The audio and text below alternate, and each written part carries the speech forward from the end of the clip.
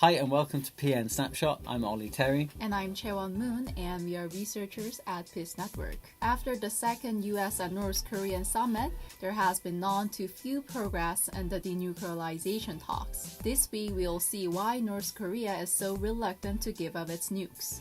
Let's quickly go through this issue and key 4 points you need to know. Keyword short history. It is sad that North Korea has been planning to have nuclear weapons since 1955. And finally, in 1994, North Korea threatened to withdraw from NPT, which is Non-Proliferation Treaty. It was avoided by agreed framework between US and North Korea, but it only ended in 2002-3. In 2003, North Korea quit NPT, and in turn, six-party talks begins. Yes, and in 2005, North Korea admitted that it has nuclear weapons for the first time, and the following year, in 2006, it conducted its first nuclear test. This was to be followed by its second to sixth nuclear tests in 2009, 2013, twice in 2016, and in 2017, respectively. Finally, as of last year, it is estimated that North Korea has between 10 and 20 nuclear warheads and has the fissile material for around 30 to 60 nuclear weapons. Keyword no leverage and strategy. The prestige of nukes. So in the past, nukes were seen as the sign of a developed modern nation that was very technologically advanced and a very modern nation. However, nowadays that image has changed. Those who have nuclear weapons are seen as a rogue regime or very tyrannical.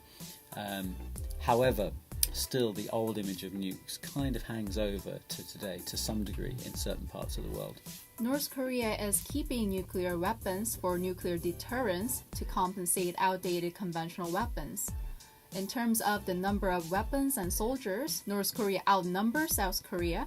However, since South Korea's economic scale is more than 45 times that of North Korea and its defense budget is top 10 in the world, there is a huge gap between inequality of what North Korea has and what South Korea has in terms of conventional weapons.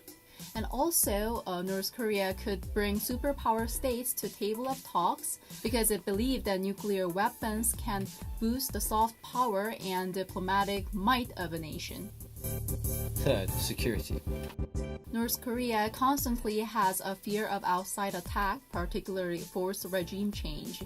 It learned big lessons from Iraq in 2003 and Libya in 2011.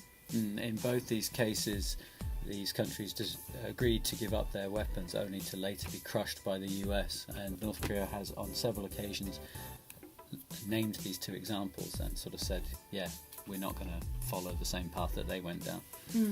Additionally, after 9/11, during George W. Bush's presidency, he spoke of preemptive strikes during the so-called War on Terror, and he named North Korea as part of the so-called axis of evil.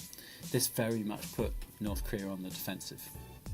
Well, this kind of shows power imbalance between nuclear states and non-nuclear states, right? Right. The NPT kind of creates this unbalanced nuclear world of the nuclear haves and the have-nots. Additionally, North Korea might feel that it has to be independent when it comes to providing its own security, particularly after the collapse of the Soviet Union in the late 80s, early 90s, and since China has taken a bit of a step back since North Korea conducted its first nuclear test.